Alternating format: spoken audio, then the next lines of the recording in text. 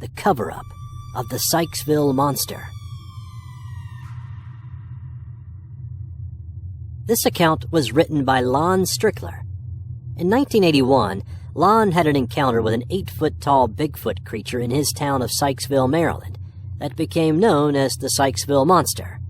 This event caused a stir, which many believe has been covered up by local police, the FBI, and other government agencies.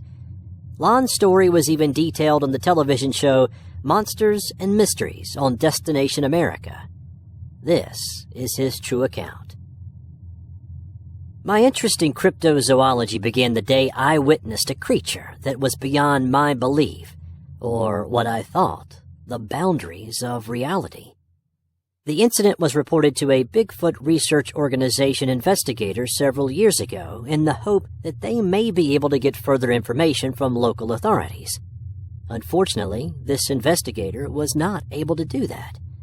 The date of the encounter was May 9, 1981, about 10 a.m. I was fly fishing for red-eye and smallmouth bass on the south branch of the Patapsco River, approximately 1 mile downstream from Route 32, near Sykesville, Maryland.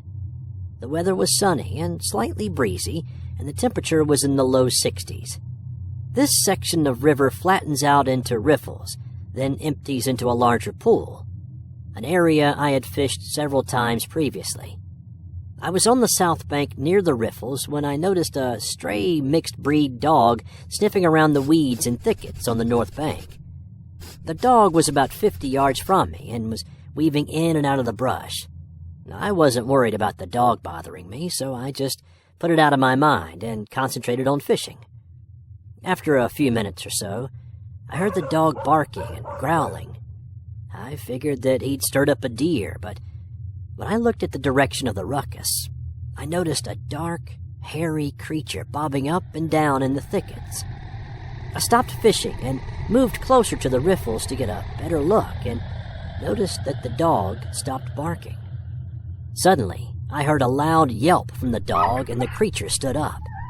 The best I could tell is that this thing was about 7 to 8 feet tall and had dark, matted hair. I could only see the body from the chest up because the rest of the body was obscured by the weeds. I stood completely still and could hear a series of ticking sounds while observing this creature walk slowly through the thickets towards the woods. I started to follow it, and in the meantime, I noticed a strong, musky scent that reminded me of fox urine. I had waders on, so I could only move so fast in an attempt to get a better look at this creature. It simply moved too fast for me. I decided to go back to my car, drive into Sykesville, and make an immediate report to the authorities. On my way back to the vehicle, I noticed the dog, and it had noticeable blood around the neck and hind area, but it seemed to be able to get around okay. I figured I'd better stay away from the dog regardless. I drove to the nearest telephone, which was located outside a bar. The local police told me to go back to the area and they would meet me there. So I got back into the car. I seriously thought about going into the bar to get a drink for a minute, but better judgment made me change my mind. I drove back to the river. I was amazed that the Maryland State Police cruiser was already there. The state police officer told me to get back in my car and leave immediately because they didn't know how dangerous the situation was. I tried to explain to him that I had made the initial report, but he refused to let me talk and again told me to leave. I went back to the area about 1 hour later, and the place was crawling with people and many state and other official vehicles. One man standing near the road did tell me that someone found some hair samples, but refused to say anything else. For many years, I tried to gather information from local authorities in regards to this incident, but I have always been told that no information is available, or we have no report of an incident. Since that time, I have decided that I would do my own investigation and find information on my own. I later received a message regarding this incident. I present it to you unedited. This sure brings up some old memories. I always expected that sooner or later it would get out. I'm glad someone else saw it and kicked over the can. I'll add beans. I was one of the responders on that call. Right after we'd closed down the road, a government response team arrived. Those guys weren't fooling around.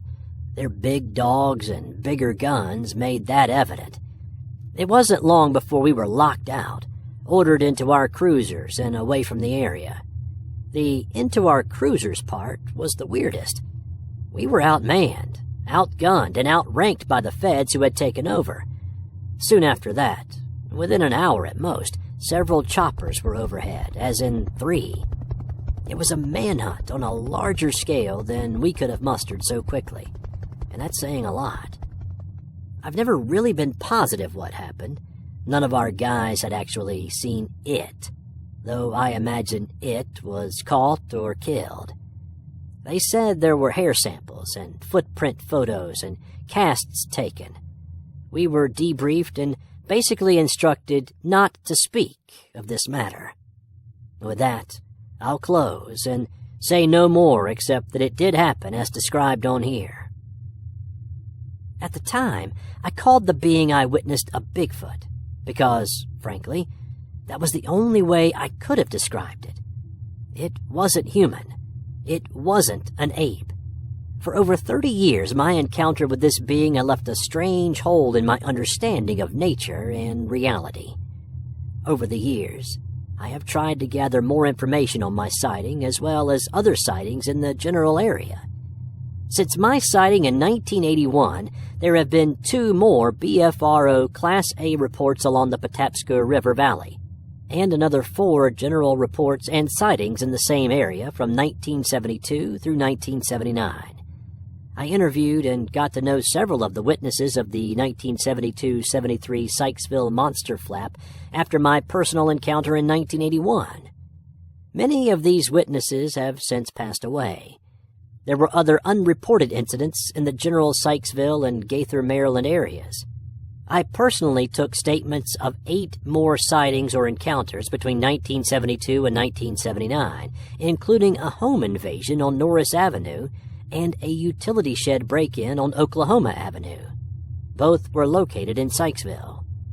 There were also several chicken pens broken into up and down the south branch of the Patapsco River in Gaither, Sykesville, Woodstock, Daniels, and Ellicott City, Maryland. Most of the sightings have been within the Patapsco State Park, which has a history of unusual activity, UFO, paranormal, and cryptid, throughout the park. I still live within 15 miles of all the locations. I decided to come to grips with my encounter and had a sketch or image of the being's face created. I knew if the image was similar to what I actually witnessed, there would be controversy and doubters. But I couldn't let that bother me. After making a few inquiries, I was directed to a retired police forensics artist who was a police investigator in Florida. I forwarded all the facial descriptions that I had gathered from the witnesses' sightings and subsequent interviews. I received the image with a note from the artist that read, "Are you sure this is what you witnessed? It looks like a rendering of early man, except for a few features." I called him and assured him that this is what I witnessed. This is what we all witnessed. This was the Sykesville monster. A few years after my Bigfoot encounter, I happened upon an older gentleman named Phil who was fishing on Piney Run near Marriottsville. I had been trying out a new fly rod upstream and confronted Phil as he was packing up gear by his car. We started talking about a few odds and ends when he mentioned that skeletal remains of a large human had been found on the Piney Run south bank not far from where we were standing. He said that another fisherman had chanced upon the bones while he wandered off the trail. After the discovery, the man simply mentioned to a few other fishermen that there were bones in that direction as he gestured to the area. Phil said that he and a companion walked over to the other side of the stream to take a look at the remains. He said that some of the bones were obviously missing, but there was a skull without a jawbone as well as the vertebrae, a few ribs, and long bones of the arms and legs. There was no visible tissue, but there were a few small desiccated patches of reddish-brown fur scattered around.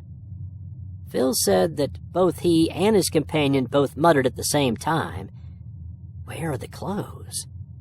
Then Phil said, "This is too big to be a human."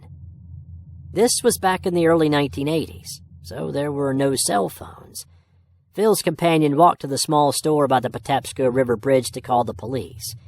As they waited for the authorities, Phil took out his fish tape and measured the upper arm bone, or the humerus. He remembered it measured 22 inches. Phil's observations and conclusions were that it was something similar to a large ape or gorilla.